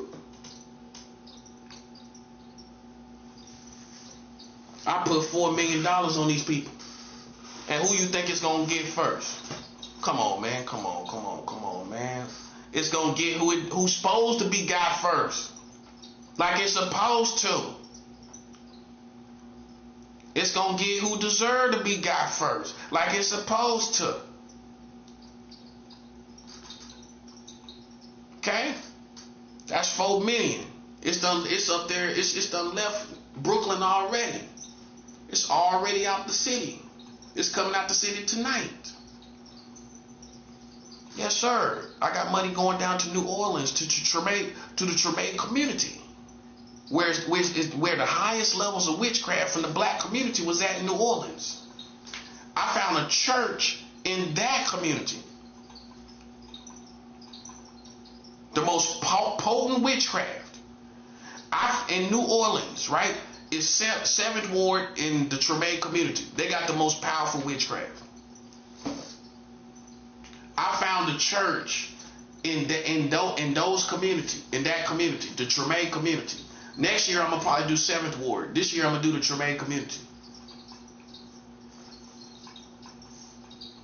Okay, that's the oldest African American neighborhood. I can honestly say I supported a business or an institution, in this case, in the Treme community. You're a black man, you ain't put no money in the oldest neighborhood of black people, for black people, the oldest community. The Treme community is the oldest black community in the country. I done put money in the oldest black community in the country. As of now. That's why God won't let you kill my credibility with real black people. I know you trying through my bitterness when I'm bitter at times, because I'm human at times. But it's not going to happen. God ain't going to let it happen. You already see where my heart is at when I'm putting money down in the Treme community down in New Orleans, which is the oldest black community in the United States, and you ain't putting no money down there. And that's where all that witchcraft came from back in the day. That most potent witchcraft, what they show in the movies, that came from the Treme in the 7th Ward community. I done put money down there now already. It's already done happened before the day. I done sent some online. I already sent some online, buddy. This more of it. This is my 3rd transaction in the Treme community. This ain't the first. You tripping. See, you getting corny with it. I know you're watching. Because I go into the Metro PC store, they playing New Orleans rap, right? Duh. You think I wasn't going to figure that out? It's amateur, man. It's 101, man. You throw easy signs and signals and subliminals. Your subliminals are so easy to figure out. It's an amateur can figure it out. A paranoid person would see your signals. Just being paranoid. Yeah, I'm sending money to New Orleans, and now all of a sudden they say they playing New Orleans rap when I come into the store. Amateurs. Amateurs. That's amateurs. You're an amateur. Okay? And guess what? I'm pretty sure this information is so credible. You're not going to feel like too much of a pro playing with me, are you? Well, I figured everything out that you're doing. Look, man, look. Let's not even mention the psychological images you send into the minds of the people. Oh, you're doing that too. You're doing that too. Okay, this is my response today. I'm sending $4 million against you. If you don't think it's against you, buddy, listen. You smoking cocaine is a hell of a drug, ain't it? Like Rick James say, cocaine is a hell of a drug. Cocaine is a hell of a drug.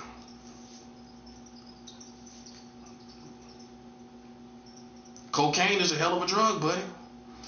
If you think I'm sending out $4 million and it ain't gonna affect you, and you the main one playing games, cocaine is a hell of a drug. Like Rick James said.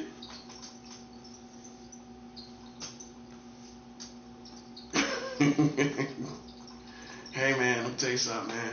Let me tell you something. That $4 million is against all these little corny knucklehead dudes walking around here and riding around here. And I don't care how old they are or how young they are. That $4 million I just sent out is against all of y'all. You should know that. You should know that. What, you thought you dodged that? That's for you and everybody after you. Which means whatever happens, it's going to affect you. I just sent money after that. Oh, you thought I was done? Listen, once I seen the games you played last night, right? Guess what I did? I got me a Cash App hit. I sent that to Taiwan. Beside China, I done sent money over there to Taiwan today. Yeah, I sent money to Taiwan. I done sent over $1,000 to Taiwan. The real Taiwan. Not Taiwan, New York. Well, you know, New York got every city in every country, don't they? It's probably a Taiwan somewhere around here, ain't it? In New York City. Taiwan, New York. Taiwan Avenue or something. No, not Taiwan, New York, buddy. Not Taiwan Avenue. I sent money to Taiwan. See, eventually, we gonna get an energy that pop you, buddy. Do you see where we're going with this? Yeah. I keep hitting these countries, different countries. Listen, buddy, eventually, it's going to be an anointing that pops and breaks you as Americans. That's all that we waiting for. I just sent money to Taiwan. I always get results. That's on the way. That's pending right now. That's finna hit. Boom. And then after that hit, I told you I already got money going out to the Middle East. Boom. And I sent money down to the Tremaine community. That's 3 spots. 3 different, distinguishedly different spots. Yeah. This is real spiritual warfare. Y'all play games. Yesterday, listen, man. I went to the bodega, and these dudes talking reckless, man. That deserves a response, bro. And this is my response. $4 million on all them people in the spiritual world. So it's going to come back as spirituality. Because now we taking the offering and putting it against physical wars with physical people. What you thought? I was sending out money hoping to get blessed. No. Listen, I specify what I'm doing, right? You know what I'm doing? I'm taking these offerings, just like servants in the Bible, and brought it before God in times of war for victory in war. So these offerings are for victory in war with the gang stalkers.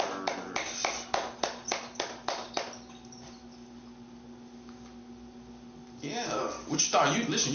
You batter up, buddy. You up the bat.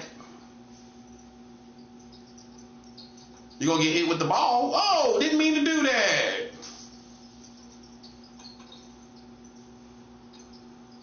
Well, I'm pitching, got hit in the head with the ball. Oh.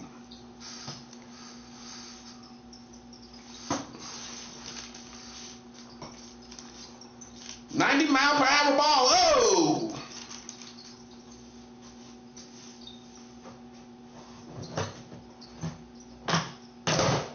You know that song? Oh. Dun, dun, dun, dun, dun, dun, dun. Dun, dun, dun, dun, dun, dun. Unresistible. Oh.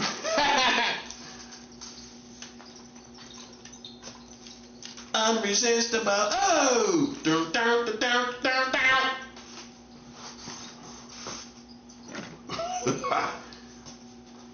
You get hit in the head with the ball. Oh. Dun, dun, dun, dun, dun, dun.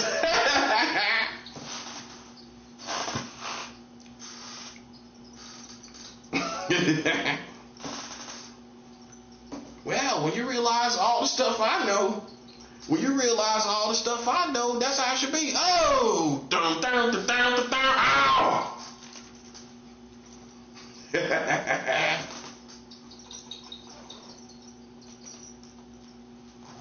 Tell you, man, listen, man. I got my ducks in the row. $4 million, buddy. I'm a general out here, man. General in these dark and last times, man. See it for what it is. That's what it is.